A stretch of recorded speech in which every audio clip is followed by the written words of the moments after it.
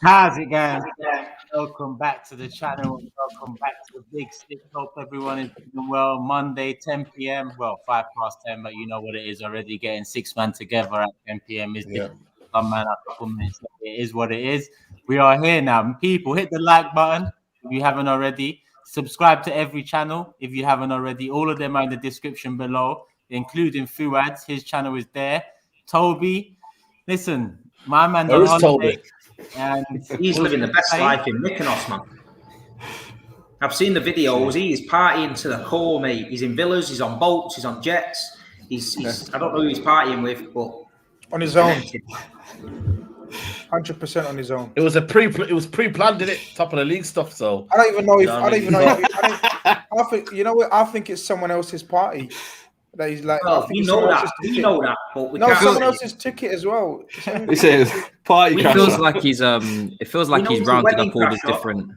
But this is the sequel, isn't it? Wedding Crasher Abroad. It seems like he's rounded up all of the bridesmaids and gone away to Mykonos to do a madness. It's crazy. So, and you know the funny thing is he's got that infectious smile, yeah. So everyone just thinks he's part of the furniture. So he's just going around smiling, yeah. You know, like Eddie Murphy, right? You know, like Eddie Murphy once he's going around and everyone's saying, yeah. He's part of the crew. He's part of the crew. Man's living it. Do you know what that guy did, FUAD? Sorry, but FUAD, my man, at 12:35, he sent a voice note to the group, yeah. He sent a voice note to the group of the Tottenham fans chanting, Arsenal get battered everywhere they go. And then 2 hours later. I saw you at the studio and I saw it live when he said that. Remember? Said, yo. Wow. He's so mad and he's not here today. I ain't going to take it out on you. I'm going to wait for him on Friday. But FUAD, we might as well start with you and Tottenham. You was top of the league. You came up against Palace. Kane didn't have the greatest of games. Well, apparently... There was some stat out that said that's the first. I don't know what the stat said. Something about no shot or something like that. No shots and no touches in an opposition box for Harry Kane. For Harry Kane, yeah. First time in his career, I think. Wow, but it's absolutely crazy, and it was a game where it's kind of like halfway between a Vieira masterclass and a Nuno disaster class. The way I saw it, it's like Vieira. I think the way he set his Palace team up, perfect. In all honesty, like he knew we were weak at centre back. Start Benteke, have a battering ram up there, someone who they're gonna know. Emerson making his debut. Let's make him twerk for his money. Let's put Zaha on him, giving him nightmares. And then the midfield battle, he simply won it. But then you got to look at Nuno, what he's done in that midfield. I'm sorry, like Palace with Gallagher. Who else was it? Kouyaté and Milivojevic, I think, who came on. They should not be dominating you. You're starting Skip, Højbjerg, and Winks in a game where you're supposed to be dominating possession. Dele Alli, left wing, offering you what exactly? So for me, it's like there's so many things that Vieira did right as well, but Nuno's got to look at himself as well. And Tanganga, let's not ignore that.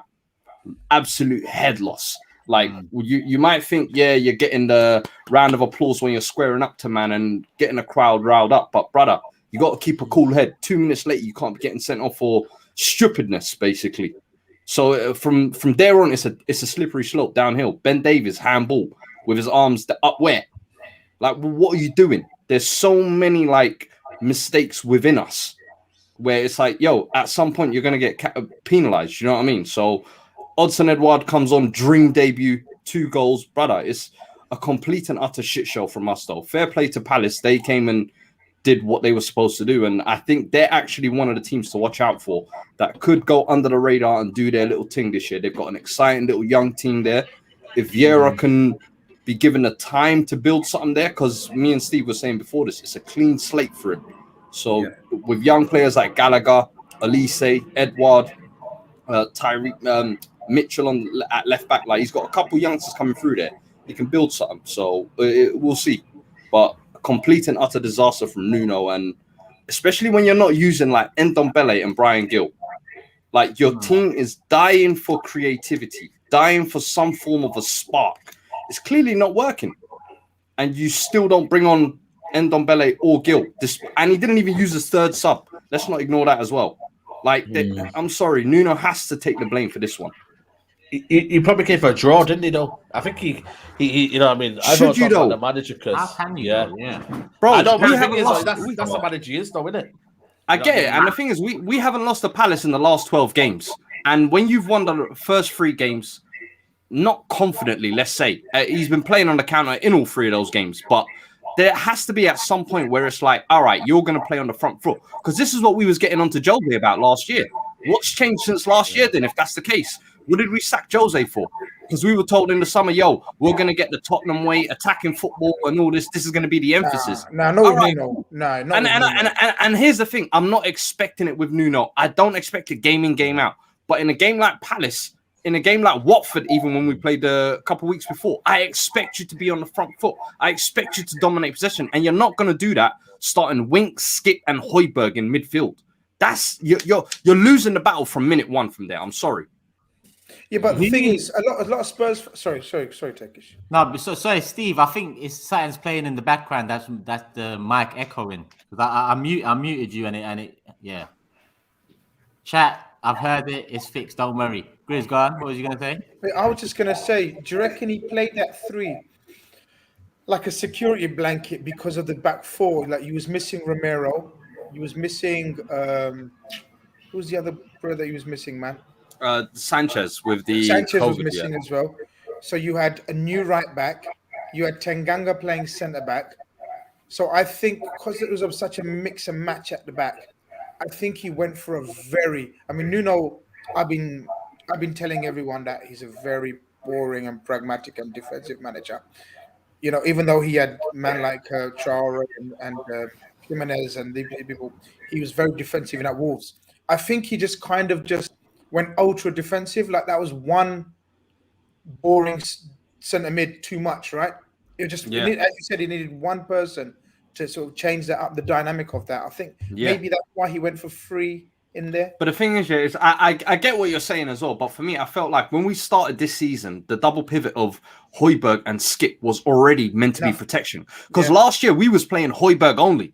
And it was like Ndombele, Lo Celso, or Dele Alli accompanying them. And then, all right, we went to the double, and now we're doing triple lock. Like, this is worse than what people were calling Jose a terrorist for.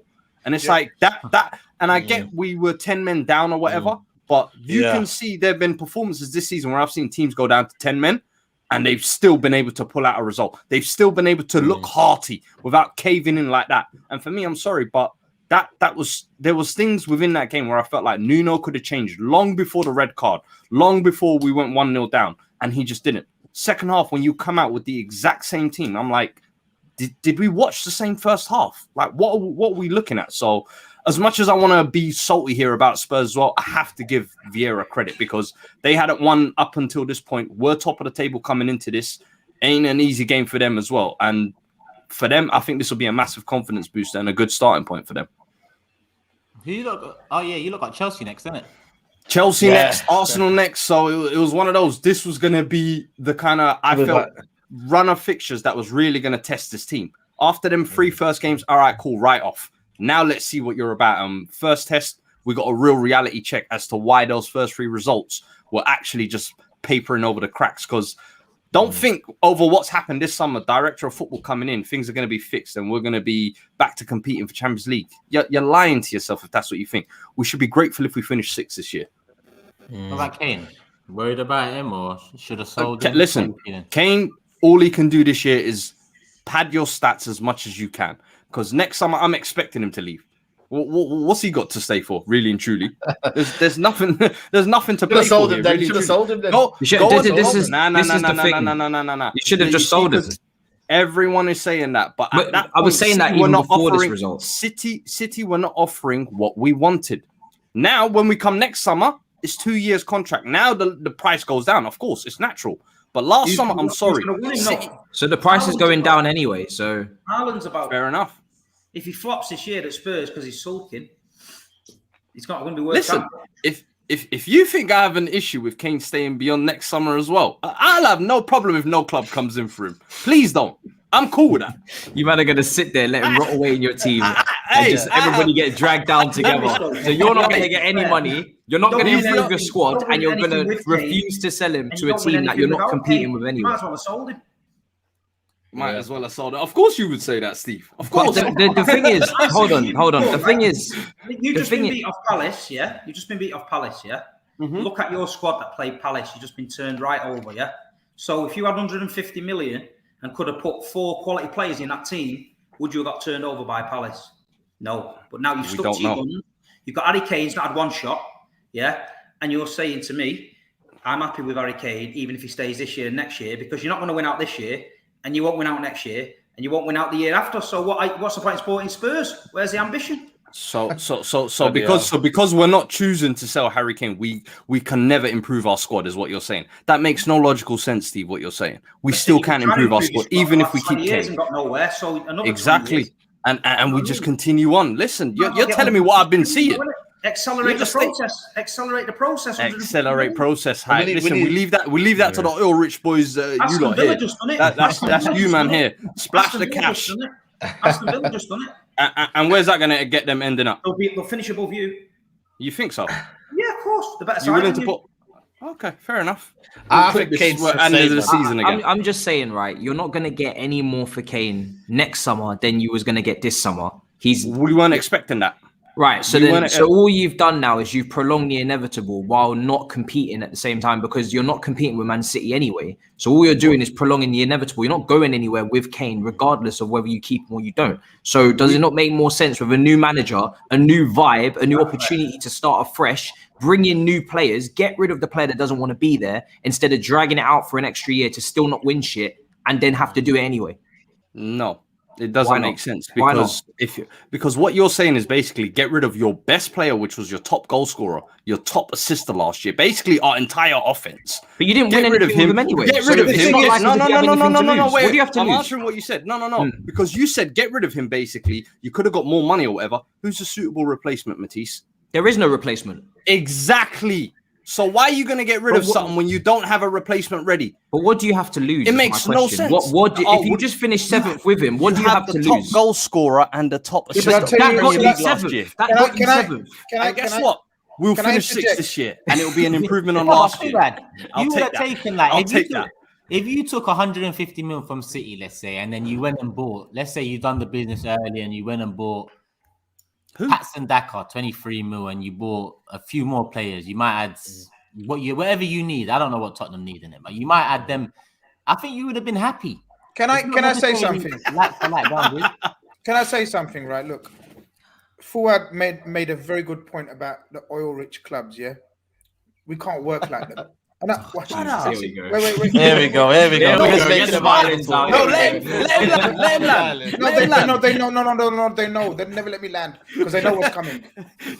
Please, they're gonna extend the runway. They're gonna carry and extend the runway. No. Extend the runway. I'm patient. I'm gonna land this shit. So exactly. So we can't, or no one can match the money at these clubs, right? So what you got to do is be smart.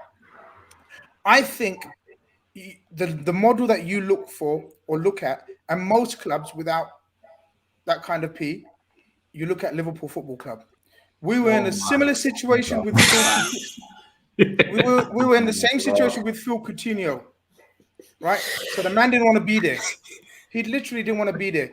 And we were getting offered ridiculous 140, 150 million. We got rid of him in January. We accepted the bid. And then we moved on. I think Tottenham. Exactly. About Tottenham.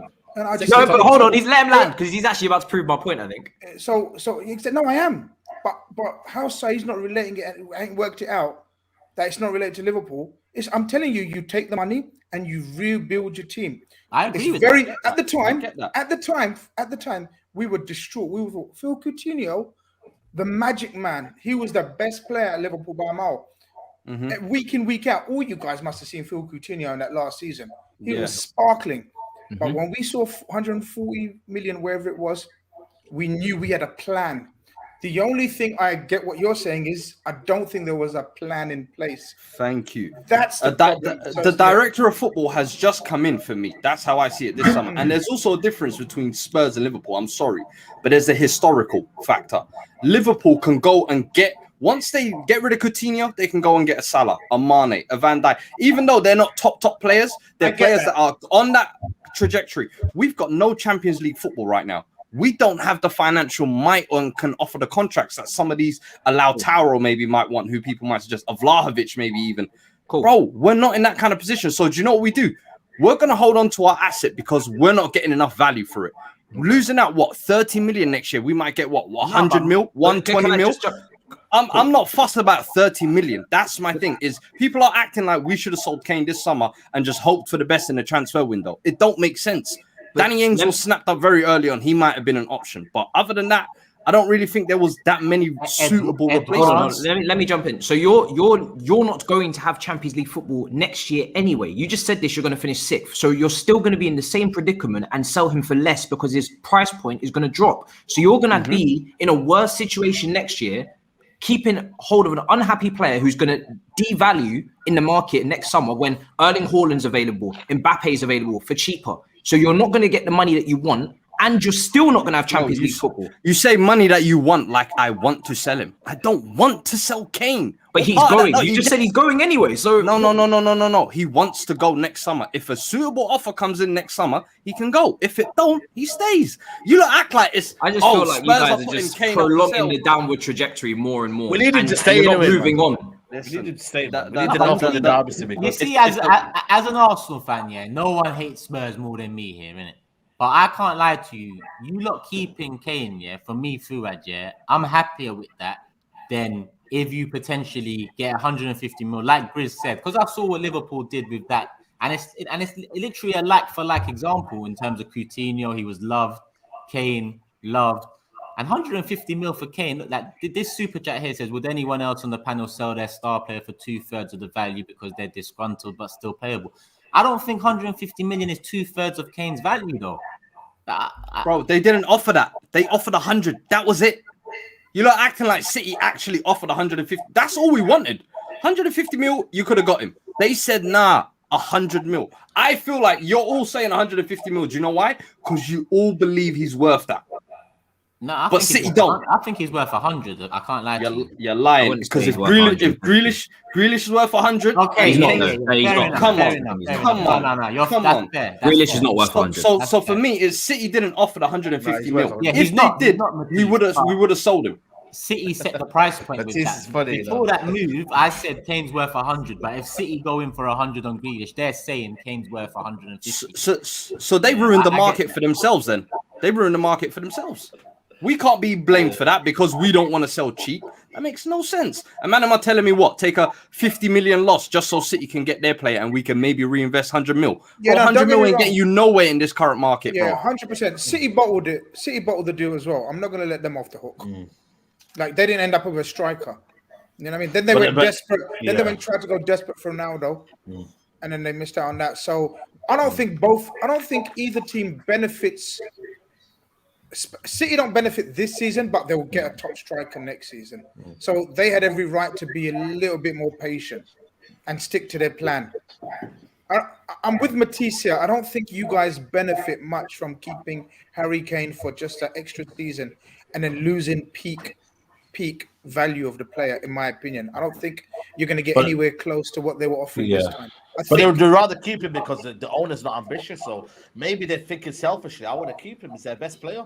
I get where FUAD's coming from. My thing is, we know that Leeds is not going to sign anyone. I'd rather keep him then. Bro, my thing is Spurs are never ever in there for the next 100 years going to produce another player like Kane. So for me, for you to let him go as if it's like, you know, some willy-nilly thing, oh, we can just reinvest the money. For me, I don't look at it like that. Kane is a lot bigger than what you'd think to Spurs. Not just any striker, bro. My bad. I don't know what. I thought Big Steve was going to have a big like final shutdown of the conversation. Like, we'll have him next year. I was waiting for it. I'm dying, mate. I'm dying today. I'm just not very well today. Nah, I feel I could hear the echo again. I was going to mute Steve to see if it was still Steve. And then, I put him on big screen and the SAEED started busting off and he ruined the motion. Big Steve on the big screen, you know. No, but it's all about... Go on. No, I just think it's all about, when you look at it, man, it's all about kind of moving on. Tottenham are not ready to move on.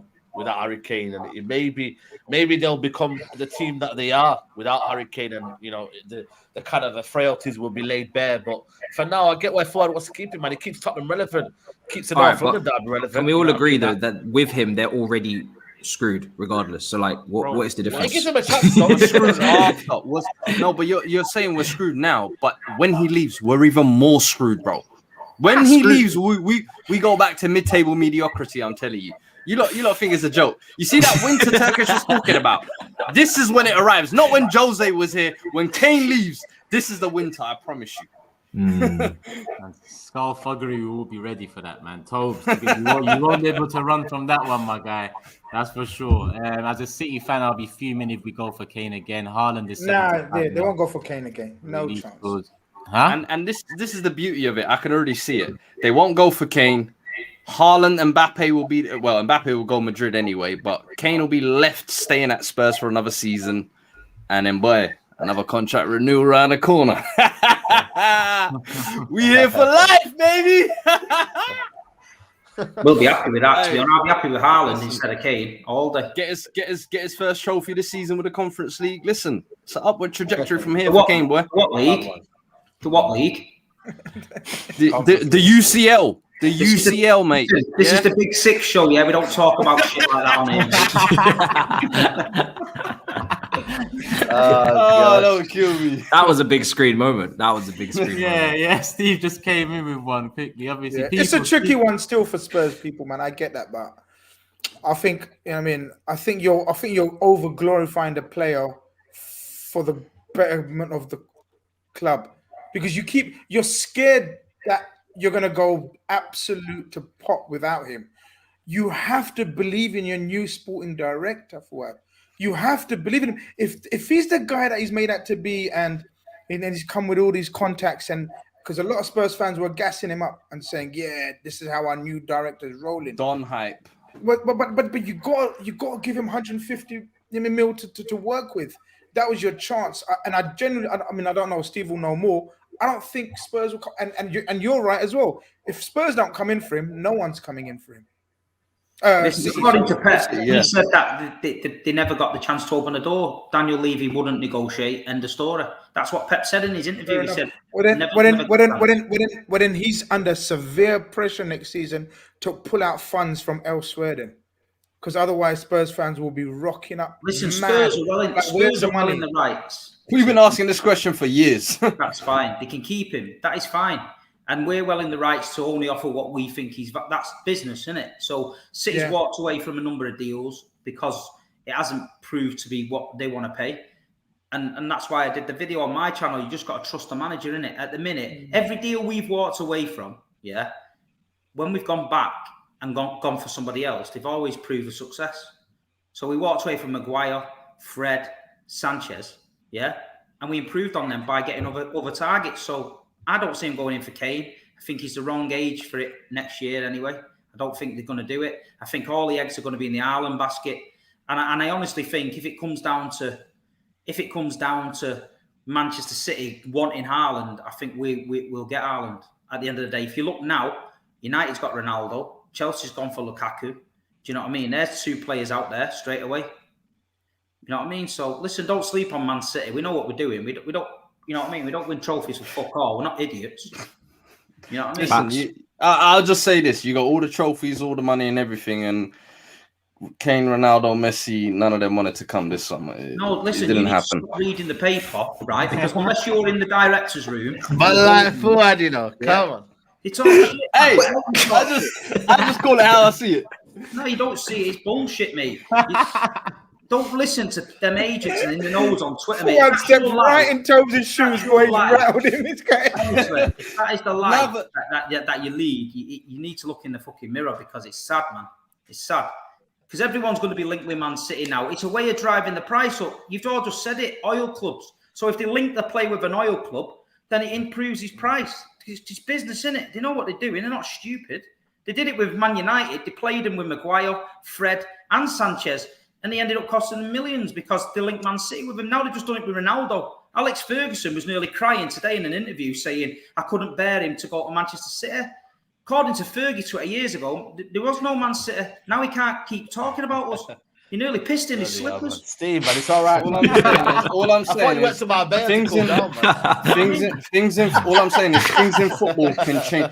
Things in football can change really quickly, bro. Like 2 years ago, we were, you know what I mean, Champions League finalists. Now we're nowhere to be seen. Like Arsenal Europa League finalists, 1 point away from fourth. Now they're nowhere to be seen. And Pep leaving in a couple of years, it's like if City right now don't capitalize off winning these titles, get a number 9 and deliver this Champions League, this window for the Champions League might come and go. And then lo and behold, brother, it's another couple of years before you're waiting. Because after 2023, when Pep goes, who knows how it's looking. They said that when Mancini went. They said that when Pellegrini went. Now we've got Pep. We're winning trophies every season. No, you can't be. You can't be comparing Pep to Pellegrini. Stop that. Yeah, No. like you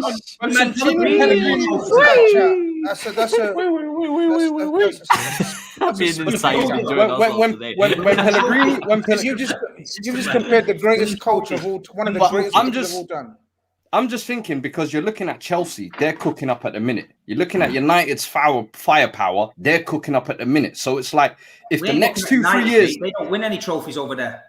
I know. That's how we look at it. But as I said, things in football change quickly. In 2 years, things can move fast. So before you know it, if Pep doesn't, I feel like execute next summer and get a Haaland or a Kane, bro.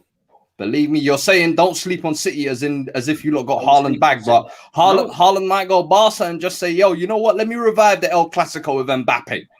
Two of the big dogs. We're the new Messi and Ronaldo. We won the league last year with no striker, remember that? Yeah, but there was less competition in the league. This year, Liverpool's back. United's firepower's there. Chelsea got Lukaku now. Listen, the big dogs, hey, the big dogs, it's a 4-horse race this year. I'm telling you. I think you lot might have rested on your laurels a little bit, hoping that it's just going to be Grealish. I think missing out on Kane. I like the way FUAD talks, you know. I'm just saying, it could end up coming to cost you in January. Who do you think you lot will get? What do you think you lot need? We might not need anyone. You've got to trust the manager. That's why he's Pep Guardiola. If he says we don't need anyone, we don't need. I'm Big Steve off the Big Six show. I can't tell Pep Guardiola who to fucking buy, can I? You know what I mean? I'm not like you with your Twitter. Tell me. Bro, I just make suggestions. They don't listen. Suggestions box. Don't worry about Manchester City. Don't worry about Man City. Considering with this team that nobody cares about, everyone keeps talking about. Don't worry about us. Concentrate on Man United. Football goes in cycles, is what he's saying. You know, that's it. And it's the facts of the matter. Football goes in cycles, and I always feel like if teams don't capitalize when they're at that top to maintain that top, because getting to the top is the good part. Maintaining the top is the hard part. So we'll see how City do over the next year or so. FUAD, Blue Moon says, listen, the difference between us is we as a club are well-oiled machine. We could have Arteta at the reins and still win trophies. We're not Spursy. Well, we won trophies with Arteta as well. Like, just so I can get that in there. Depends what trophies you're talking about, isn't it? Interesting. Yeah. Interesting. Because you're going to say something. No, I'm just thinking, you know what I mean? This much chat on Spurs, it's not worthy. Like, no disrespect. No, I'm being real. And we haven't even given credit to Palace, for real. Yeah, exactly. Like, like, we've done the Kane chat, innit? Like, it is what it is. You know, we know, like Steve gets a bit, disorientated, you know what I mean? When we start talking about Kane and what happened over the summer. So I think Ronaldo as well. Yeah, you know what I mean? There's so many other things to talk about this weekend, man. Spurs would probably be like the most insignificant, man. They're just on the Spurs, innit? Like, we move. Say nothing. Who should we move to? I think probably makes sense to go to SAEED. Your guy done it. Listen, the guy done it, man. What can I say? Not the what guy. A day, man. Your guy done it. Yeah, well, your guy, innit? Our guy, innit? Nah, ain't my guy. Shout out to the United fans in the chat, man. We're loving life, man. Like you don't understand the buzz that was there that day, man. You know, I mean, Manchester was already carnage because he had Park Life on, but it was just a buzz, man. You know what I mean? It was like everywhere Ronaldo shirts. You know what I mean? It was just crazy, man. The whole feeling. I've never, man. Everywhere, mate. Everywhere. Like the buzz, was that crazy? Yeah, people were coming to like watching the training. And like every time that he had like a shot or he went in, like his little training drills and that, everyone was like kind of like screaming and kind of like celebrating. Like tourist FC, yeah. Well, you know what I mean? We can fill up the seats then why not, eh? But, yeah, we're tourists, yeah. Of course you can. You know. Fucking thousands of them. Did you see that interview? They had 10 Man United fans on, yeah? 10 Man United fans talking about Ronaldo, not one Mancunian. Oh, man. But United are built on a global fan base. Oh, man. right. Yeah, is that what you call it? City can't do. We're a global club, Steve. We're not a club. We're not a club that's based. Let me just say something. We're not a club that's based in Stockport and Oldham and a bit of East Manchester. Based in Singapore and China. You weirdo. I mean, we're not that club, mate. Stockport, Oldham, and a bit of East Manchester. Stockport and Oldham. It's in Greater Manchester. You're based in Singapore. See what I'm saying? This is what I'm saying. This is why I told Turkish. This is what I'm saying. We've got so much to move on to. This is what I was talking about. Yeah, man. My thing is, I'm gonna enjoy it, man. You get me? We're sitting top of the league. Obviously, for now, you get me. I know it's, you know what I mean. It's gonna be. Hold on, you're usually dancing now, aren't you? And pointing down to everyone. Listen, what's man. wrong? You're not confident. I got my shades on, man. I got my shades ready. You know, I might even give you a little. My scarf's here, man. The scarf's Put it on my way, man. Still glazer out, mate. Still glazer out, man. But let me focus on United for a minute, because Ronaldo is inevitable, guys. Ronaldo is going to have a say in this Premier League title race. I think this title race is going to be exciting. I think nobody else is kind of like going away. You know what I mean? Liverpool are doing their thing. City, Chelsea, you know what I mean? Like, everyone's doing their thing. It's all about staying with the pack. And we didn't play great. You know, it wasn't great, but we've got goal scorers now. We've already had Greenwood. We've got Ronaldo in there. And that second goal for me, I don't think, maybe Mason Greenwood probably scores that goal, but to get it on his left-hand side and smash it in through his legs, mate, was unbelievable. Even the first goal, the instinctives, still are 36 years old. You're fucking having a laugh. Wow. You lost some haters. Shit. Don't dress that up. No, Steve. No. Haters, man. I was agreeing with everything you were saying in terms of the title race. Ronaldo's gonna have an impact. Yeah. Everything. And then when you spoke about his goals, the goals, right, it's, you know, like how Lukaku's. Remember we spoke about how Lukaku, if you could have chosen a team to make his debut against, it was Arsenal, right? If Ronaldo could have chosen his debut, it would have been against the third keeper of Newcastle. How old is he, lads? By the way, absolute. And I don't want to take credit away from Ronaldo because I'm not in the business of it. But you expect Ronaldo to take those finishes. That goalkeeper was horrendous. The errors that he was making, was mad. It's not salt. It's not salt. Everyone get the salty. Like Ronaldo.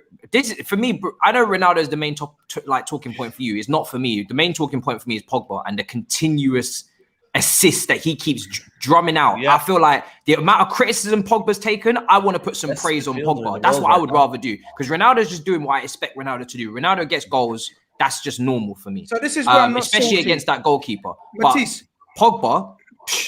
Matisse, this is where I'm not salty. You know, people like saying salty. I'll say Pogba is on a madness so far. Yeah, he deserves praise because he gets criticism. So that's not me being salty. But me being a football man, I'm not going to allow Saeed to tell us about the deadly finishes of Ronaldo. Yeah, that's what I'm saying. We're not going to. You're going on like as if it was some mad finishes. The first one is instinctive. I'm not gonna. I didn't really kind of gloat the first one. I'm talking about second one.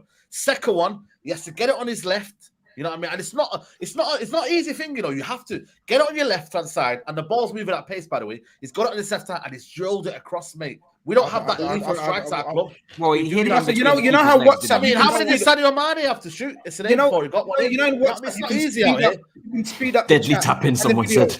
I think you must have watched that in speed up mode. I don't know what you're saying. I don't know what you're saying about. The one that you're talking about was. I don't know if he really aimed in between the legs. He kind of did hit it. If you watch Ronaldo, he meant that. He meant that, man. Come on, man. He meant that. Okay, cool. Let's respect the goal here, please. I give him loads of respect.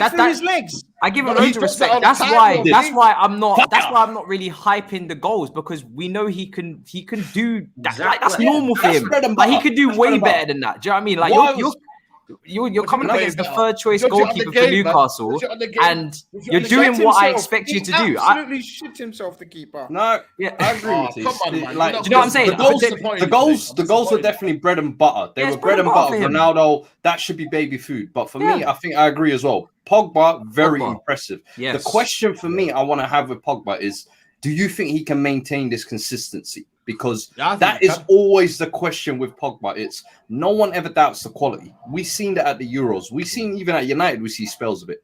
But for a whole season, what they say now, he's got 34 games to get 14 more assists to break the record. Yeah. Can he actually do it? I think he can, man. I think he can, you know. Yeah. I think he can, man, because he's got that intelligence, man. I know Pogba's qualities. I know it. You know, even from deep, I think you'll see maybe a kind of a mature Pogba where he's gonna get in them positions now, because now you've got good, like you got Ronaldo up front, you've got quality up front now. Sancho. Before we had, Daniel James and them, man. You know what I'm saying? Yeah. We have the quality. Now we've got the quality. Yeah, that'll be the biggest difference, I think, this year is the firepower you lot have up front. Now he's actually got people to feed. And the thing is I was going to say, you see, like you lot, I think you lot are probably dark horses for the title. You'll probably fade away. No, there's no dark horses. They're No, they're not very dark much horses. one of the I favourites. think that's respectful. I think we're in it. Dark horses. I'm not doing No, this dark I'm horse not thing. having that. No, I didn't say that. Last season they were dark horses.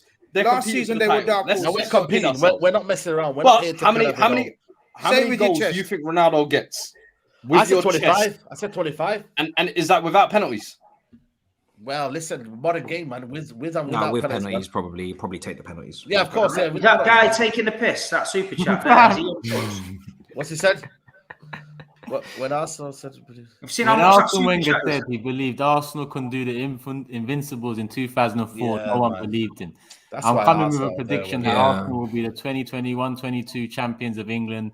The way we played against Norwich, anyone that watched will say we will be a threat. Omar, Listen, first and foremost, thank you, I guess. bro. I think Listen, the brothers. I think, we have when you've done £100, you can say what you like, man. Sorry. Yeah, man. Say what you like. Say what you like, bro. Yeah. He might admit it to be £1 though. This is what I'm kind of curious yeah, about. brothers. I think you might have to do a refund there, bro.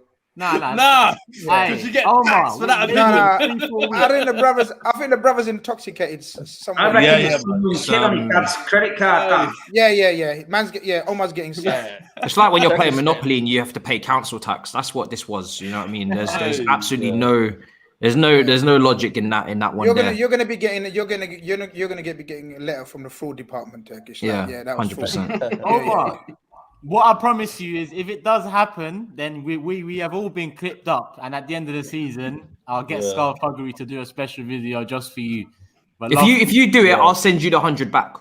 Yeah, and I'll match that. I'll Yeah. match that. That's Yeah, 200. I'm happy to do that if that happens. Right. Man's gonna get a nice edit, a couple bills. I Nice. mean, Yeah, man. You know what I mean? Send that straight back to you if that happens. Yeah, He's man. nice. Good at the relegation zone. Yeah. What's this guy's unboxing saying? Big up Turkish and the panel. SAEED, you have to respect Ole. He brought United together and will improve the team further. And people hit the like button. But also earlier, Micah said this Man United team is crying out for Zidane to be manager next summer. One of the big four Prem clubs are winning the Champions League. The league is at an all-time high. SAEED, obviously we know your thoughts on Yeah, go on. well, we know your thoughts on Ole already. Like, obviously, things are going well at the moment. You got Ronaldo back, all of that. At some point this season, I do think personally you will be back to critiquing Ole, because I don't think you're going to do nothing, and I think that falls on Ole. I think you've got a team and squad to be able to do something there. Who's next? Is Zidane anywhere in that list? I think. Listen, it's going to be unless he doesn't win a kind of a trophy, then I think he's staying. You know what I mean? He wins one trophy, he's staying. So for me, this whole kind of notion, I'm just kind of like done with it. I think he's got a 4-year contract, and it has to be a kind of a really bad season for him to be sacked. So there's no point me harping on about it. I'm just saying, supporting the team, you know, home and away, and we just go with the flow, man. That's what we are. We're just Vibes FC. We enjoy the moment. You're just going to win the quad. Listen, we're winning the quad. I'll say it to you. You've got to seriously compete for cups this year, though. In my We eyes. got to, man. It's simple as Champions that. League, you need a deep run. Yeah, Listen, I no think that's semi-finals we can bullshit, get to. yeah? No bullshit. Did I not say that Man United would be challenged for the title this year? Before Ronaldo, I said that on this show. You did. I said that. Yeah. And I couldn't believe that United fans were still unhappy. No, because it's different. It's different. It's different. No, it's not different. Ole Gunnar Solskjær is your manager, and he signed them players, and he's now signed you Ronaldo. So if you're not, that's hindsight. Though. That's hindsight's a wonderful thing. No, but you never have that. Did anyone know Ronaldo was signed for United? Did anyone know that? So how can you say that? No. Listen to what I'm saying to you before you chip in. Yeah, I'm telling you, you've signed Ronaldo, Sancho, Varane. Yeah. You've got a great squad, but 1 minute it's Ole out, next minute it's the Glazers out. Again, why are you bringing this up?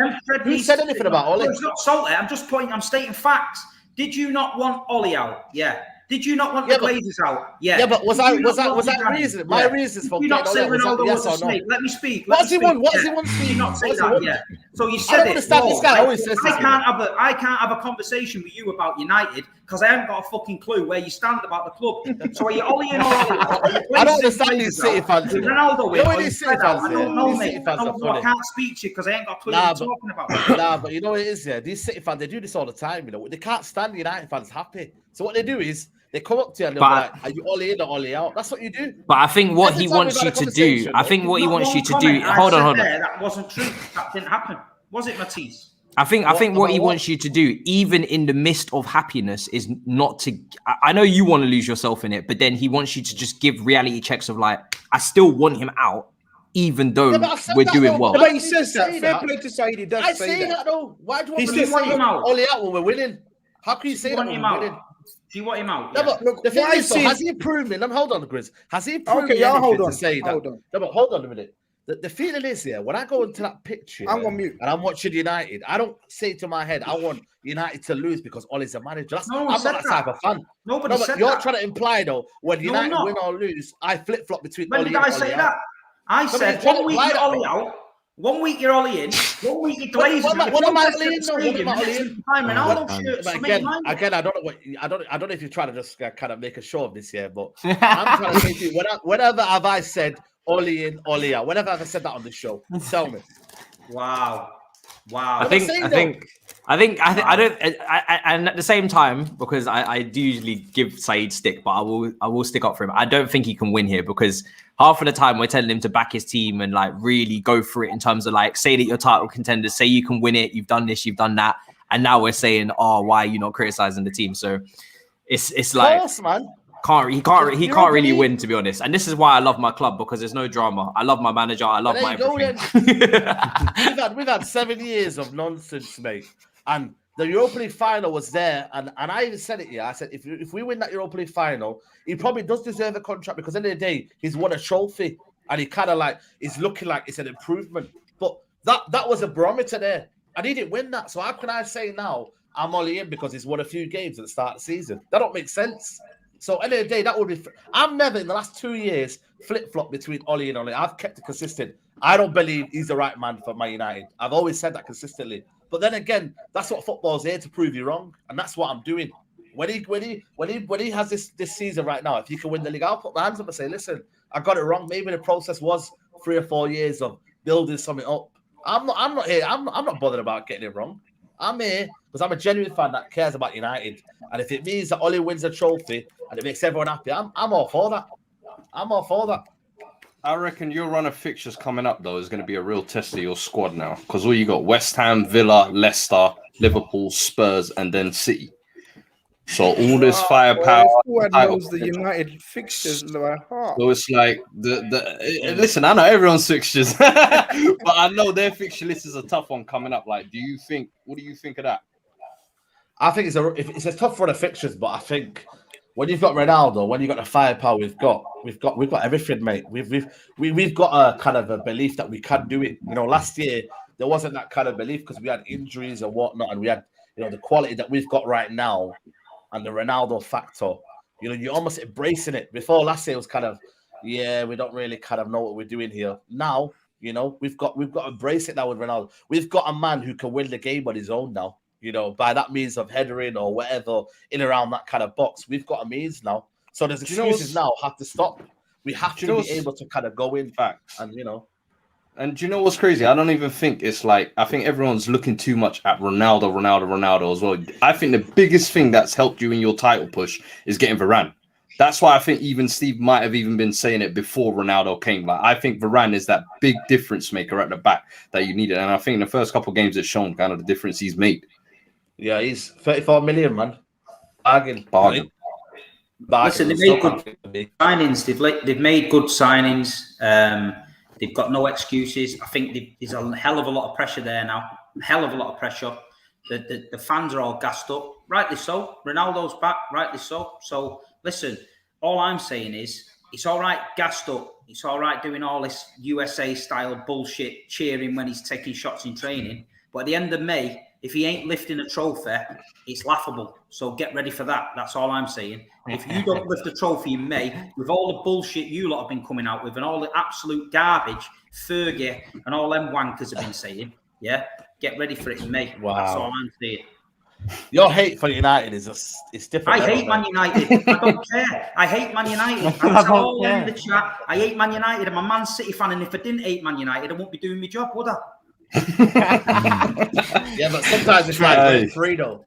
Kind of rent free. Not rent free. Feels not like rent free because we're the most successful team in England the last 10 years. So it ain't rent free, is it? It's facts. You spent £1 billion to win the Premier League and not. You're gassing up about Ronaldo, but that little team that is not rent free in your head is the only one winning trophies in Manchester at the minute. That's fact. Still, that Champions League, man. It's still doesn't matter. You can sugarcoat it all you want, mate. We're the Premier League champions. You time Ronaldo. End of story. It's still not there, is it? That Champions League, man. It's still. We're the champions, mate. We've got gold badges on our shirts, not Ronaldo 7. Champions League, though, is it? Can you do that? Can you do it? You got a super chat saying Pogba won't get 14 assists if Ole keeps playing him deep. Glazer's out, Ole out. Big up SAEED, but you know Ole tax is there. And Ronaldo has won 2 league titles in 9 years. He's a clutch player, in my opinion. Arias also says Liverpool won in the title race. They're washed. Just throwing in a little dig there. Nah, they're in it. Liverpool are well in the title race. Liverpool are doing their bit on the side.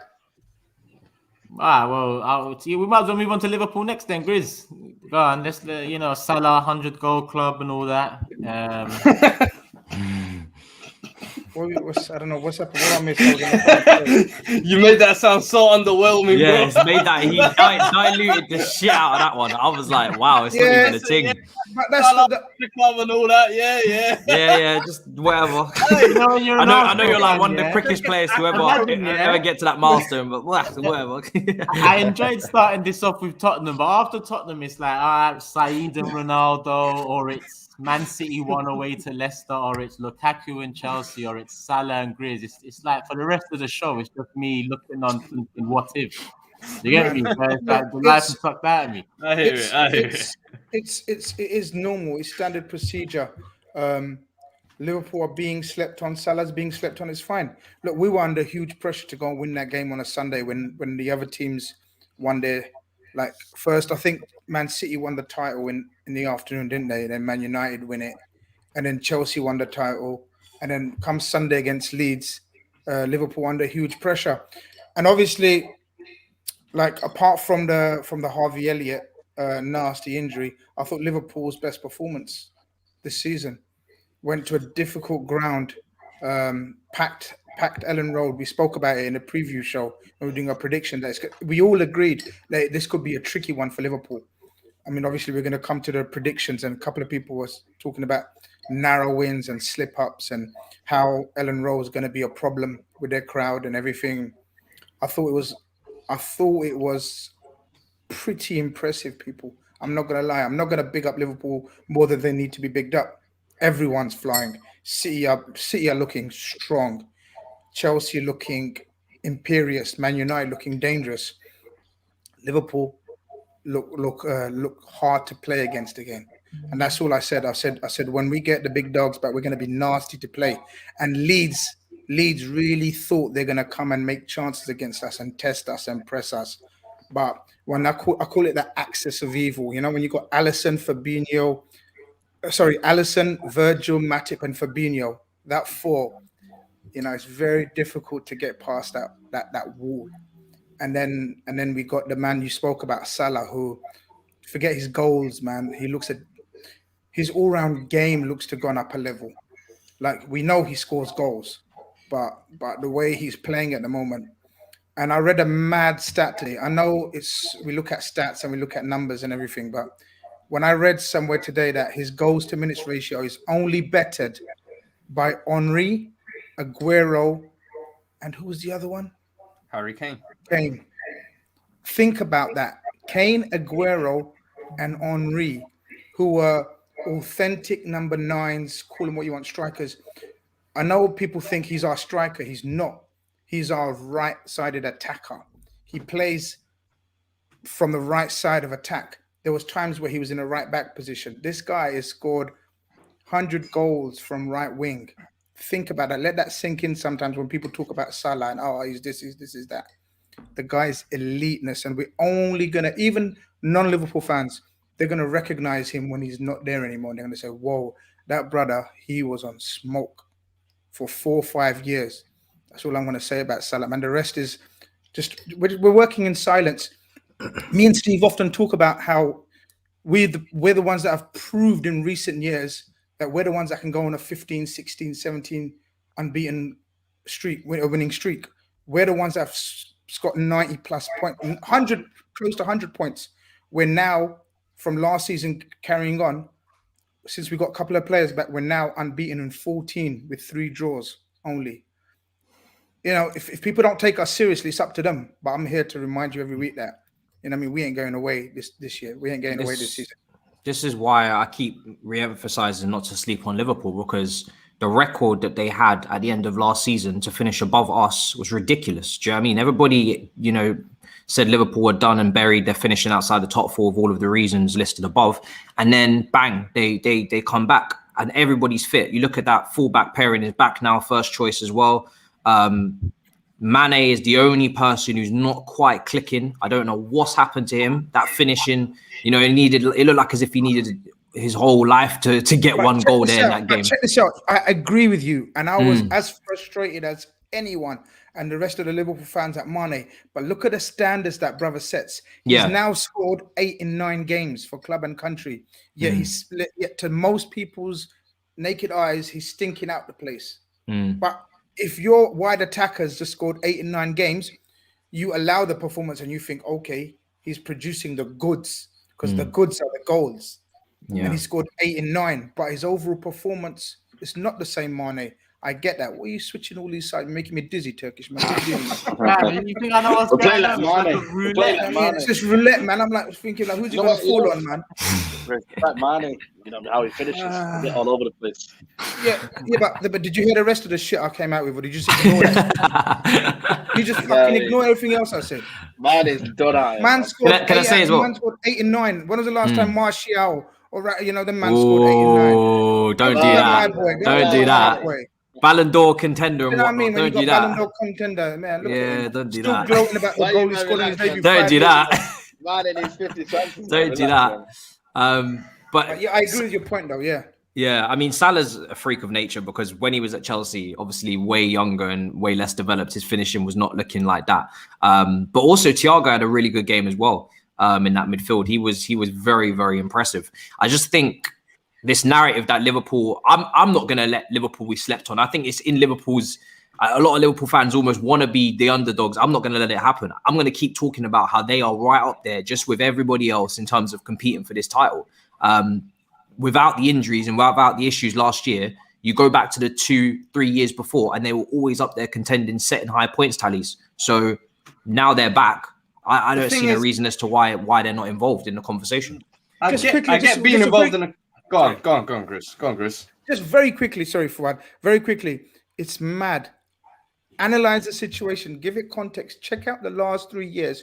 We're literally unbeaten near enough in 3 years, bar a 2-month period where everything, our club turned into hell. We went through hell and back for about 2-3 months. Take away those 2-3 months, we're literally unbeaten in 3 years of football. You know what I mean? And people are just saying, yeah, whatever. Carry on saying whatever, man. We work in silence. No, fair enough. But the thing is, when was the last time you saw a genuine 4-horse race for the title?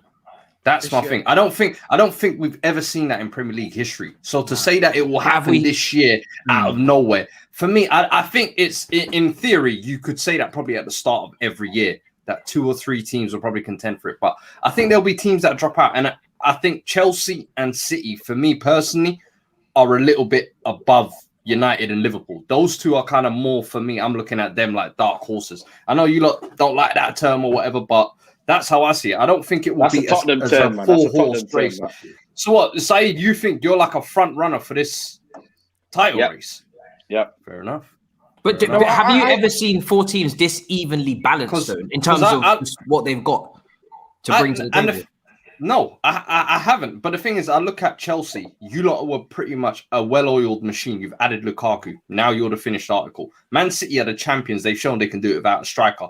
Liverpool, for me, they're relying on a lot of players coming back into it and them staying fit as well and refinding their form as well, because they haven't recruited much over the summer.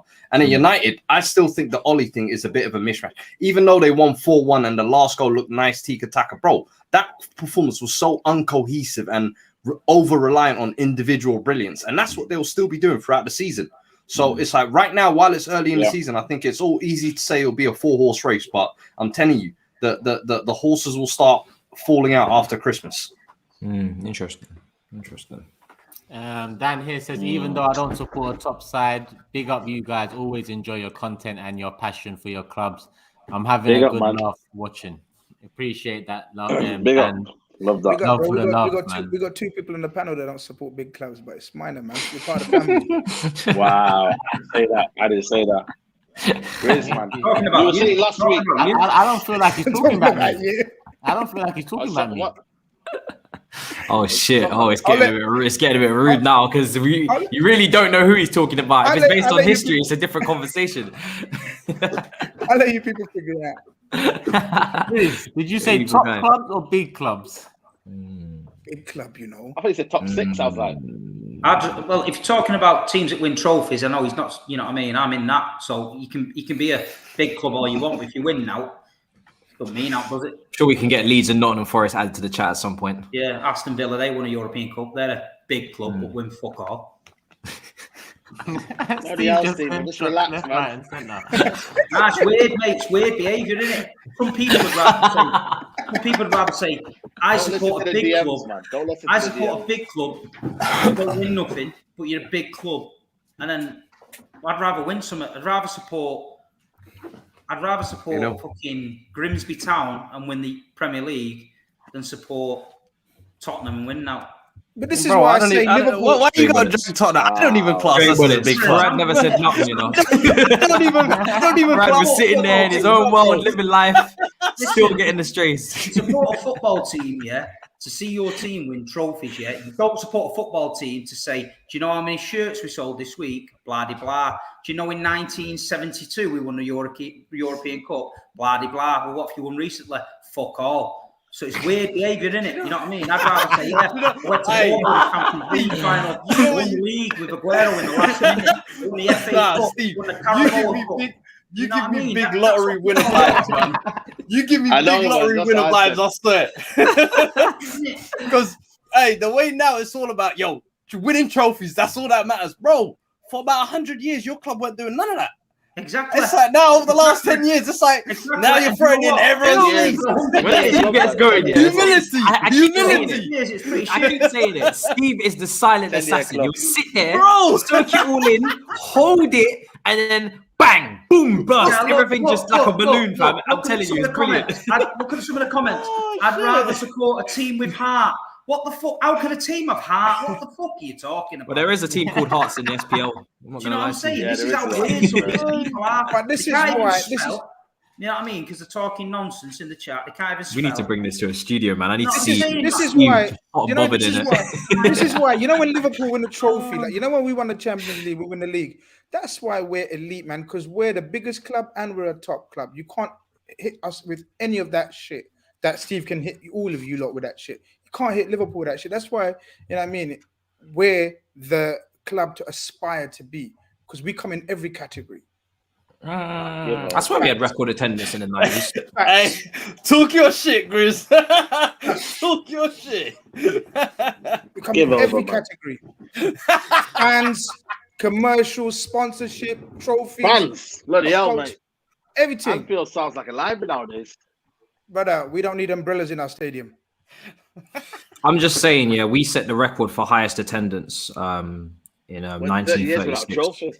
82,000. We set a record attendance. So if you're talking about big clubs, we have a big fan base. If you want to talk about that, so I'm getting myself involved here. Hold on a minute. What are you saying? You set what record for the highest attendance? Highest attendance in the 90s, man. 82,000. Just saying. It was Chelsea versus Arsenal. Yeah. Where was that at? You just Google it. We weren't at the car park, Stamford Bridge. Is that Stamford Bridge? Yeah, it was at Stamford Bridge. I just had to check my notes. It was at Stamford Bridge. What, 80,000 in the 90s? 82,000, yeah. In the 1935, I believe it says. So 1935, Steve is talking about. Yeah, I'm talking about history now. You're talking about big clubs. That's a big fan base. Check out the record for that, yeah? And it ain't you. What? Yeah. You check the record for that highest attendance in English football. No, I'm not saying ever. I'm just saying back then it was the highest. But the highest ever is Manchester City, but we've got no fans. All right, well then welcome to the big club conversation, my brother. I'm telling you. We can all eat. Me, you, and Grizz can eat, man. We can all eat together. There's no problem here. You said we shouldn't be doing about crowd attendances as trophies and shit. You don't make me laugh. I can't believe I brought a stat up from the 30s, bro. I'm dying. And he kept on saying the 90s. There's no man in this show that's been on a football journey like me. Yeah, from the bottom of League Two. Yeah, we'll give you that. You take that trophy. Premier League, FA Cup, Carabao, Centurions, Formidables, European Cup finals. So no one can give me shit because I've lived it. So all these that want to talk about empty seats, big clubs, and all that bullshit, Manchester City fans don't give a shit because we've lived it, been through it, and we're still here now. So you might have more attendances. You might check our website for ticket information. You might spot the gaps on Match of the Day, but we honestly don't give a shit because we're living life on the blue side of Manchester like no tomorrow. Well, listen, my club was up for £1, so we've had a journey too. Just to add that, we was up for £1, so we had a journey too. I remember that. I remember putting in my pound coin of Elizabeth Gold Sterling. Do you know what I'm saying? Steve had a horrible. Do you remember when the council almost took Stamford Bridge? Yeah, I'm sorry, bro. I was right there outside, bro, on my knees begging. Do you know what I mean? Don't take my club away. I put my pound right on the front of the stadium, and then bang. Next thing you know, what are you in superpower? So, do you know what I'm saying? That's a journey. That's my journey. Hey, do you know what I mean? If you see Chelsea games in the 80s, you can see cars parked behind the goal. You know that? I was in those cars, bro. It's a difficult life I was living back then. So you need to put some respect on my name, Journeyman as well. Whatever Steve can do, I can do better. I'm telling you. I'm here all night. We've got a few super chats in that I want to get in as well before we move on to the next result. Let me just get them in quickly. One said, listen, Steve, I don't want to get you started again, but one said, listen, Steve, I'm 20 and in my lifetime I've seen United win more than City. Well done. Well done. You've been privileged. Leave him alone, man. Turkish said he doesn't want to get you started, and he's obviously never at a party at a League Two ground, has it? He's seriously fucked you up for me. What's the point of you saying I don't want to get you started? Just let him get through the super chats, man. Jack said, Grizz really here talking about big clubs when his clubs really won a few trophies in recent times. Madness. Love to you guys. The best watch on YouTube. Grizz. Calm down. Keep it moving, man. That's again, you know me when people pay money to chat. You know what I mean? You know how I react. You know what happens next. I can't say that, man. Thank you very much, Jack. Karen said Arsenal are represented on this panel, so the show should be renamed the Big 16. Joke, Turkish. It's not even something I need to calm down from, to be honest. It is what it is, isn't it? She's more right than she is wrong, if I'm honest. But can we actually get 20 man in here one show from every single club? I don't think is that possible? Nah. I don't know. Adapt to that. Amount of their seats in the Etihad, probably 10. Don't start it, man. How many games we got left to go through? We didn't even talk about my game yet. We could probably fill up Etihad. It's mad. John said that's when Man City was in League 2 playing against barbers, dentists, and train drivers. Yeah, we used to get beat regular. Wow. I don't know what he's mentioning there, but big up everyone that sent a chat. And obviously, if I've missed any, apologies. I will try and get through them. There's 4,000 people here. Listen, I ain't reminded you guys to hit the like button. So let me see. Are we on 1,000 likes? This is what I'm saying. We ain't even on 1,000 likes yet. We're on 950, but we're not on 1,000. If you start getting to 1,000 without me having to ask, then I won't need to ask. So let's get to 1,000. Go in the description below. Get that up, man. All the channels are there. Make sure you subscribe to all of those channels. I'm about 400 away from 50K. There's 4,000 people here. What's that? If 10% of you guys do your thing, I'll be on 50K by the end of the show. If you're not subscribed, subscribe now. And like I said, support all of them on the show. Subscribe to their channels in the description. The Big Six channel in the description. And yeah, more big things coming in the next few weeks, people. So keep up to date on social media as well. Instagram and Twitter at the Big Six Show. Matisse, before we go to you, actually, Steve, let's just touch on the Man City result, because I think that's not the biggest, that's probably the best result out of all the results of the weekend, because Leicester away was probably the most difficult fixture, and you got away with a 1-0 win. It probably should have been more. What's your thoughts? Yeah, no, it was a good result. It was. Obviously, they beat us in the Charity Shield. Leicester got a bit of a whacking off West Ham the other week, so obviously they probably were firing for it. We played well, to be honest. It should have been more, but you could say the lack of striker. You know what I mean? Could have finished a few more chances, but then you look at it and we've scored 11 goals. You know what I mean, in 4 games. So we're not doing that bad. The team looked solid. It looked organised. The bench was unbelievable. Mahrez, Foden, De Bruyne, Fernandinho didn't even start. So. Yeah, we're just ticking along. I say it all along in last season. Us and Liverpool, we've got that in us. We've just got to keep going. It's going to get tough next few weeks for us. We've got Chelsea coming up and things like that. So we've just got to keep going. And I think it depends in this next probably 6 games whether he's going to go for a striker in January, because in my opinion, I think we need one. But like I say before, you've got to trust the manager, and we're not doing too bad at the minute. But great to see Bernardo score. He's had a really good start to the season. He's playing in the central role. We know De Bruyne there. We know that's his best position. But with Kevin back now, he's probably going to get pushed out wide or benched, which is hard lines. But no, we're looking all right. We're happy over here. You know what I mean? We had a disappointing start to Spurs. The doom and gloom merchants was out, and then we bounced back. Norwich, Arsenal, now Leicester. So, Man City fans, I think we're all happy now. Say nothing. Steve, answer honestly. It's been more than 10 years your owner took over. When will you be self-sufficient? We are self-sufficient. That's what I'm saying. People talk absolute nonsense. Self-sufficient. Look at the facts. It's mad. We win trophies, and you get money for winning them trophies. But I don't understand what people just go with this internet bullshit in it. Oil club, empty seats, no history, bores the fucking life out of me. You know what I mean? My DMs is full of it every single day. It's pretty boring. Yeah, stop DMing me, people, man. Don't do that. Yeah, it's fucking boring. No. Stop DMing me as well about it. Yeah, they keep DMing GRIZZ to tell me that I'm bald, but instead of saying bald as in BALD, they spell it bold. So the guy that can't spell, we're on to you. I said we're on to you. Come to Steve. Yeah, man. He messaged all of us. He was like, hey, you need to call Steve bald. I was like, what the fuck? Call Steve bald. And my guy Jack back again. You man talking about big clubs. Trophies mean success. When did United last win a trophy? And for Spurs, lucky you're on the Big Six here, G. I'm not gonna lie, Spurs really don't have anything here to like nothing. Not now, not before, not ever, not we need to be Mike. Not there. Do you know what Spurs did?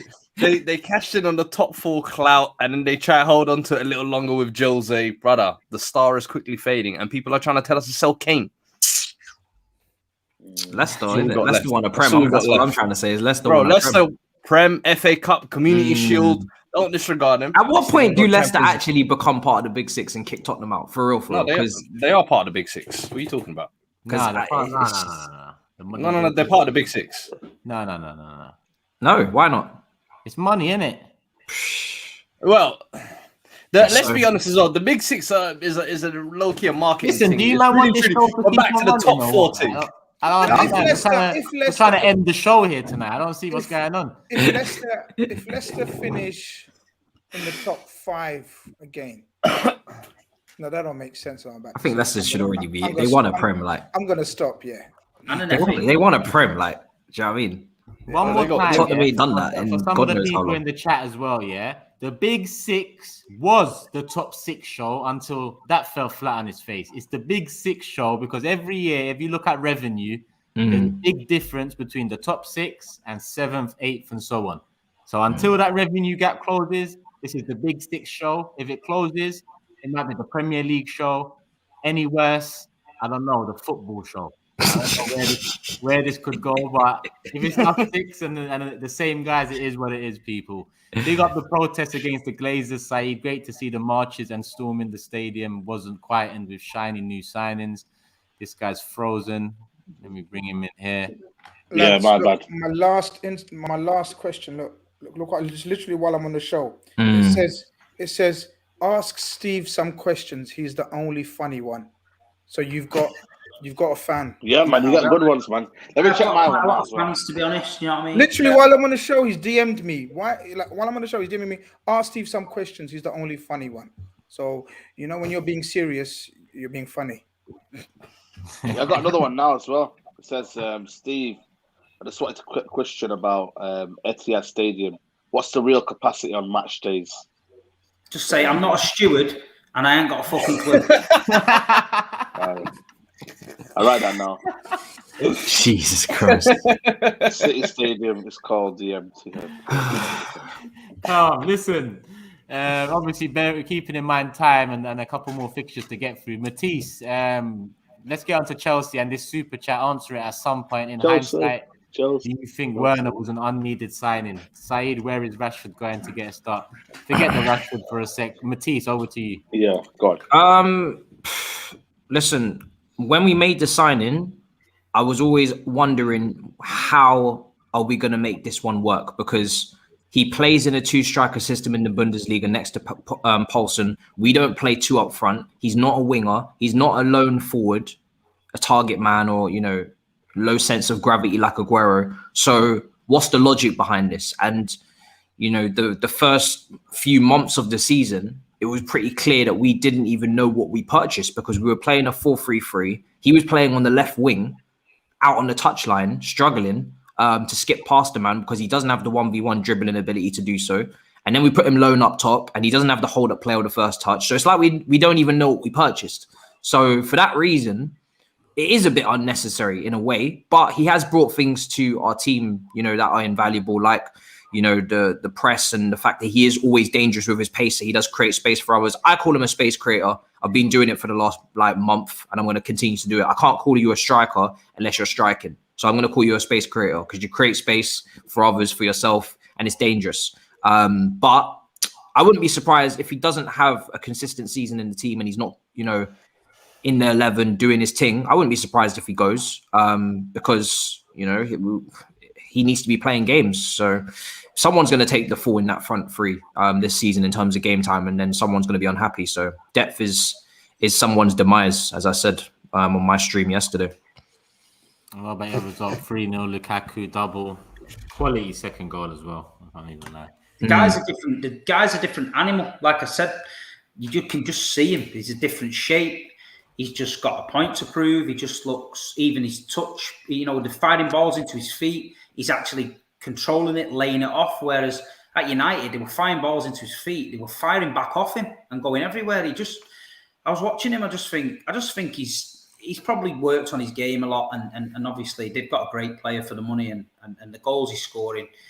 He's just added a massive firepower to them. You know, all them chances last year in games that Werner was missing. If he gets them, then it's in. And Lukaku is one of those players. He always is at his best when a team caters to him. I feel like that's what Inter Milan did. That's what Everton 100%. Did, West Brom.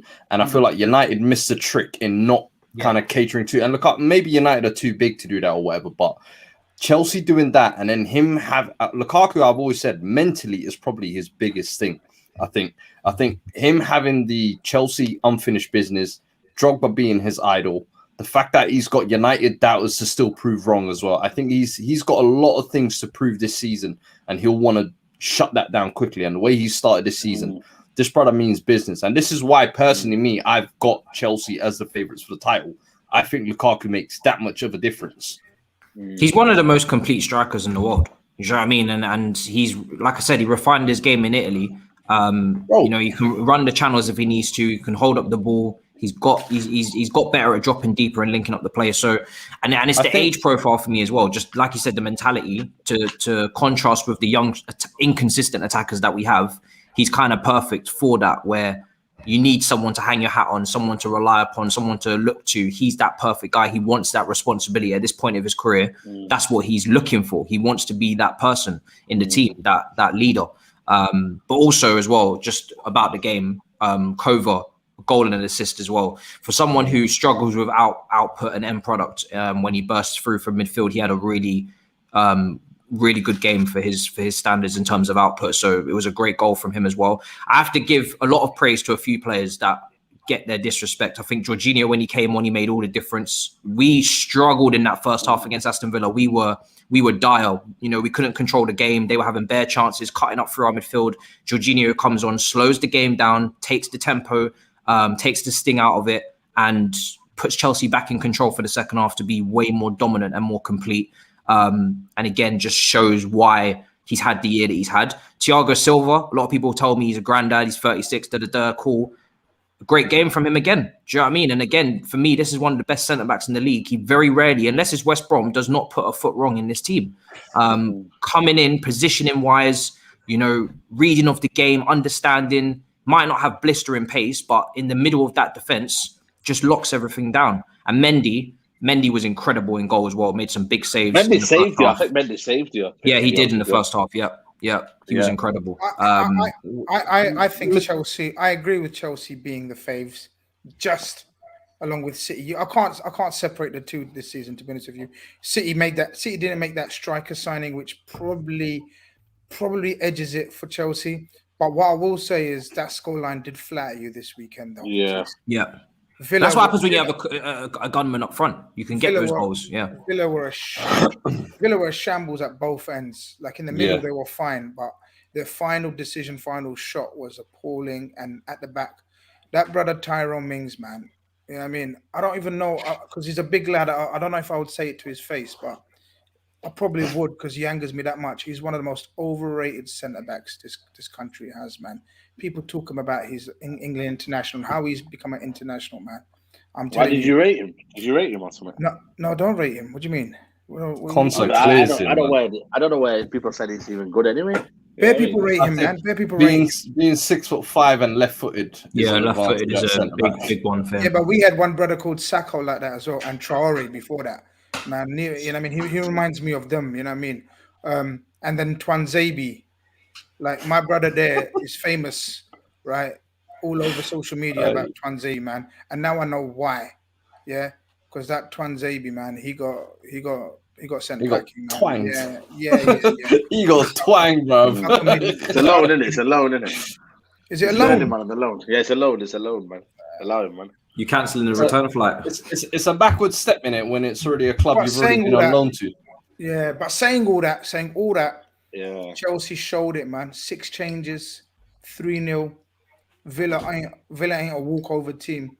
So you know, as much as I'm saying it flatters them. Do you reckon the top 6 are that strong now? The top 4 are they that strong now? These teams will have a chance. Clear gap. Yeah, it's a clear gap.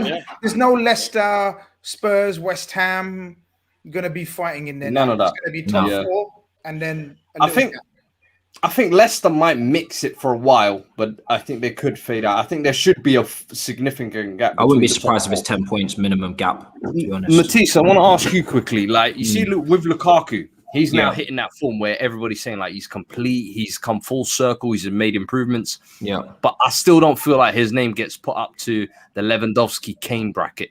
What does he need to do in order to get there? Because I know his Champions League record still ain't great. His record against the top 6 teams, but what do you think he needs to do to put his name up them up there with the upper echelons. I think technically he's done enough from what I've seen from him in comparison to when he was last here. He's done the homework technically and mentality and physically to be in that breath. Now what he needs to do is just bring a belter of a season. He needs to go and get something like the Golden Boot, go and get the Premier League title and have a good Champions League season, like you said, because obviously for Inter Milan, they haven't really either been competing in that or they've been coming out the group stages. Do all those three things, if he can collect a Prem, a Golden Boot and have a good Champions League campaign, like that's the conversation done. He has to be put in that bracket. But because people still feel like he needs to prove himself in this country, which is fair enough. Everybody wants evidence before the jury, you know what I mean, makes their decision. That's fair enough. But I believe now, mentality-wise and physically, if you look at him compared to where he was when he was at Man United, it's two different human beings. So I do think he will, at the end of this season, he will be in that conversation then. 100%. I think the Golden Boot race is probably going to be the most exciting it's been for years. And I don't know about you lot. Have you lot had like a forfeit between you lot? Because you've got Lukaku here, you've got Salah over here, you've got Ronaldo over there, you've got Kane, Tobes as well. Like I think you lot should set up a little something, a little wager between everyone. You know what I mean? Man. Everyone's got a horse in the race. Throw a bang in there as well. He scored. A boomerang is it? What was it? A boomerang. Boomerang. Relegation's on, man. It's mad. I've got an update. I've got a latest DM. Shout out to the brother. He says first he starts off with "kiss me," so I think he's talking to me, and then he goes, and Steve's head, please, Grizz, it's so shiny. Listen, if anyone's don't interested, shoot the messenger. I'm going on OnlyFans, so you can send me his messages there. It's $18.99 a month. You can kiss me head. I'll send you private messages. Show me. All that shit, yeah, we'll do it in there. Let's do it in OnlyFans. I learned some dough, man. Leave the brothers alone, man. I know I'm popular, but leave the brothers alone. Yeah, I'm gonna lock off my DMs, man, because I've got about 7 now, all saying. Yeah, because once you start reading them out, they're all looking to get read out on the show instead of that illustrious super chat. They found a back end route. I'm on loan to Instagram. If you want to ask me a question about my head, super chat, send it in. Keep it coming. I'll answer any questions you want. DMs won't be answered from now on. You fucked it up. He's a superstar now, man. Trust me, man's got OnlyFans. He's surpassed us now, fam. It's all mad. Jack here says for the deadline day. If there's any shows out there, you want to offer me a contract? I'm a free agent. January. You know what I mean? Jack says Turkish G missed when we was in these convos. KSC Kroenke out, and Jack, it's about time we are now in this convo here because it's Arsenal Norwich time. I ain't really got much to say, so I'm gonna. Let's get a round of applause, man. Come on, let's get a round of applause for us. They deserve it, man. It's the 3 points. Come on, man. You know what I'm saying? It's the illustrious 3 points that has eluded them so far this season. They scored. They scored. A bit ropey at times, so to be fair, what I see. Oh, of course, yeah, definitely. I seen it. Yeah, very ropey. But I said it in the predictions. I said that they wouldn't come out and batter Norwich. It was always going to be a long day, but job done in the end. Do you know what I mean? Boomerang scores. As Steve says, so praising the fans as well. Yeah. Very jammy win. Best week ever for Arteta, he said. Toby, man. Biggest weekend of his life. Biggest weekend of his life. Yeah.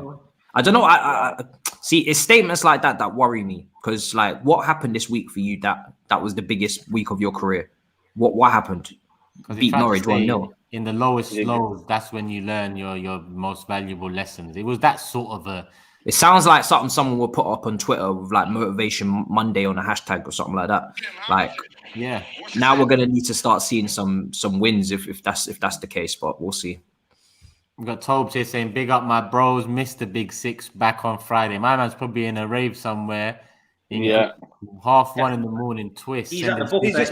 He's eating some fine Greek buffet somewhere. Him now. He doesn't even know. He ain't eating buffets. He's eating arse, bruv. Have you seen his story? Tobes, my guy. He just sent us. He's spending £10 on bottles of water and he's sending man £1.79. Wow. He sent in the lowest possible super chat that you could possibly ask. Look what he's just WhatsApp. He doesn't know he's WhatsApp this. Look. Hear what he's WhatsApp. How was it? What's she saying? How was it? What's she saying? That's what all you have to do is check. All you have to do is check his story on Instagram. He doesn't even know he sent that to us. In the group. How is it? What's she saying?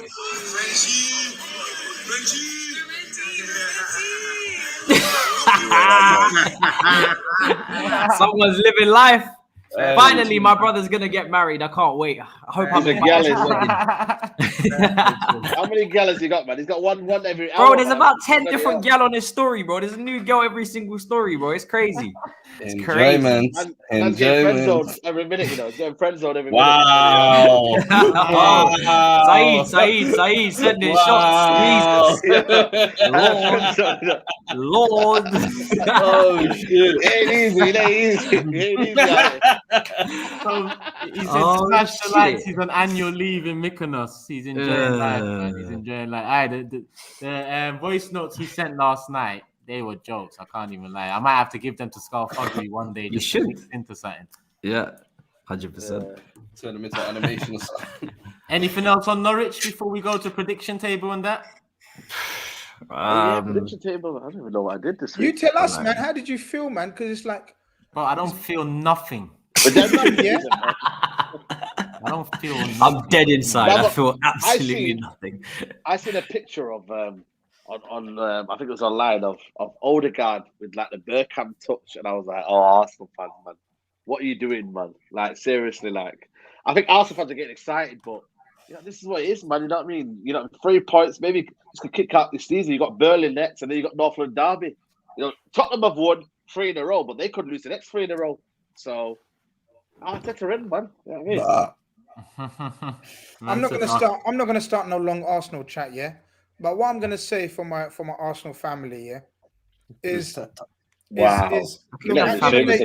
Turkish. Like, look, let me talk to Turkish, man, because That's how you know he doesn't respect your club. Are you saying Arsenal family on the Big Six show? That's how you know there's no respect. There's no respect, no challenges, no threat, nothing. I've clocked what GRIZZ is on. I've clocked it. He has no respect for this club. Not an inch of respect for this club. Not a single sniff of it. How you saying family? They're in the Big Six. Nobody wants to talk anymore. This is what society's done to you. Look. GRIZZ Teta. Nobody wants to have a conversation anymore. She'll never walk alone. Nah, you don't respect it. Walk alone, innit? No, but I'm just saying, Steve, right? That I think, and I know it's the most obvious thing to say, but I think the way Arsenal fans should look at this season, it starts now. Especially Turkish, that you not only that you got the win, but it was 5-6 different players that were from what you've been playing. So the whole back four was near enough new, apart from Tierney. So you had Gabriel back, Ben White, and then you had the new brother. Fresh. Yeah, it was fresh. Yeah, you got a new keeper. You got a new keeper, right? Then you got the young guy in midfield. You got Partey coming back, a Boomerang playing through the middle. Then you got Odegaard. And you know, it's a different outlook to this Arsenal team, the one that we saw in the first couple of games. So I don't see it as being as dead as a lot of Arsenal fans see it. I think you could start rising now, man. I really hope so. I really hope so, man. Why you doing this, man? Listen, that win.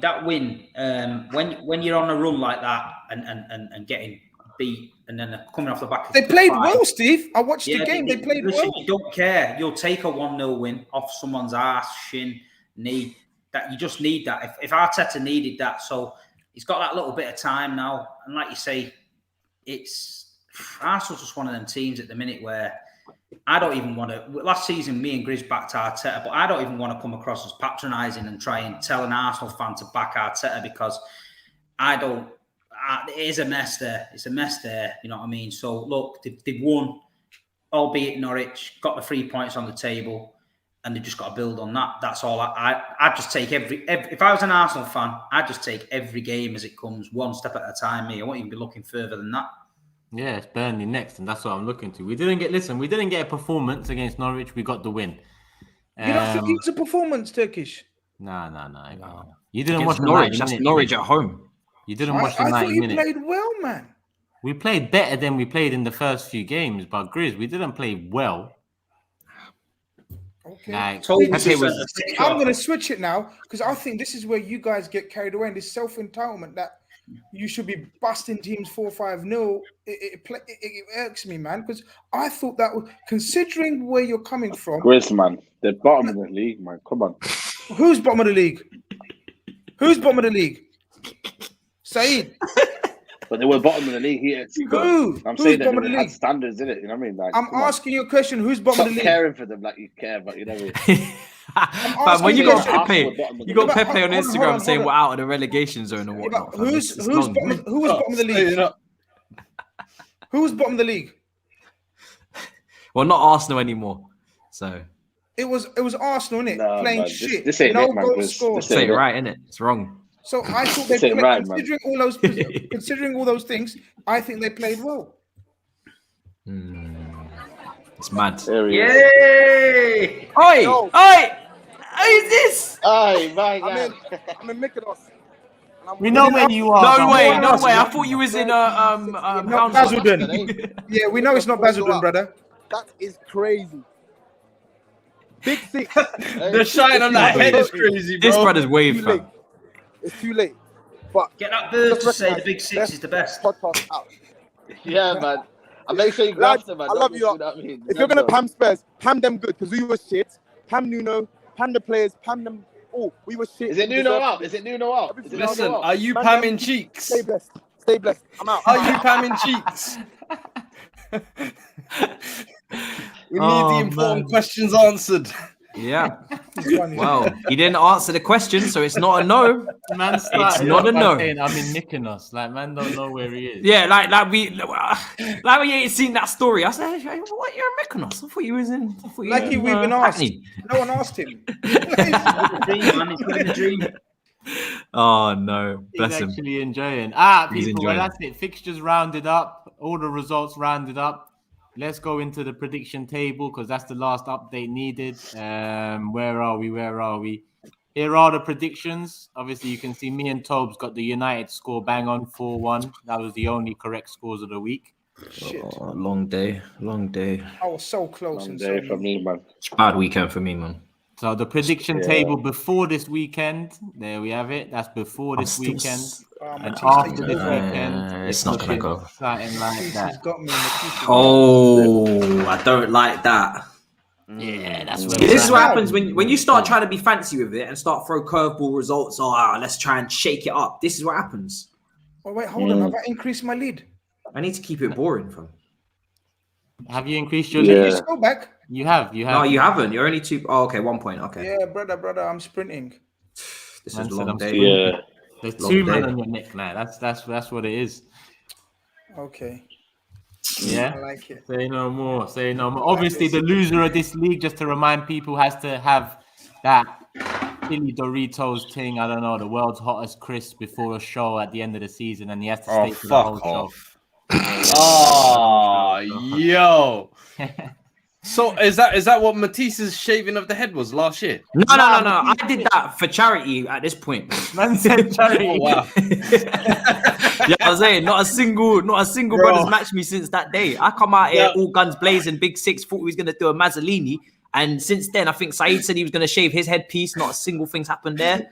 Still got a full head of hair. Wow. Yo, That's do the you know Europa League. what I Ale respected didn't most win the about that, Europa yeah? League, innit? Was Yeah. you brought what I respected most about it was you brought someone to cut it for you. Yeah, brother And was the in.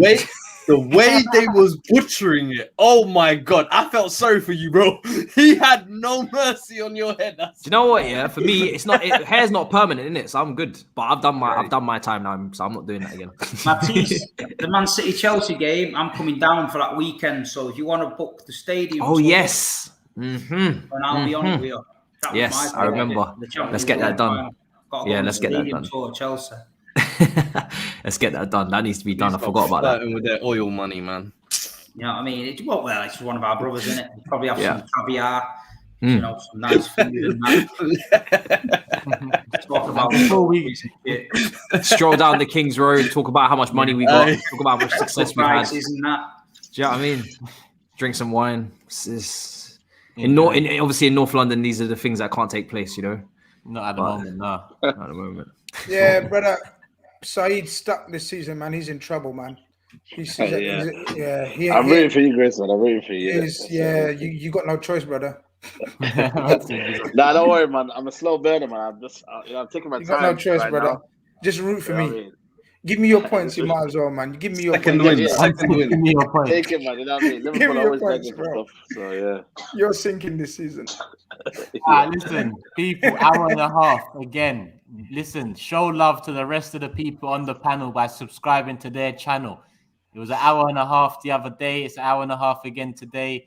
It's not easy to get this done, especially at this time. So show some love to the rest of the panel. Subscribe to their channel. Subscribe to the official Big Six channel. That's going to be launching now next month. So look out for that next month. And we're going to have an announcement at the end of this month regarding the live show. So look out for that as well. Subscribe to the channels, the social media at the Big Six Show.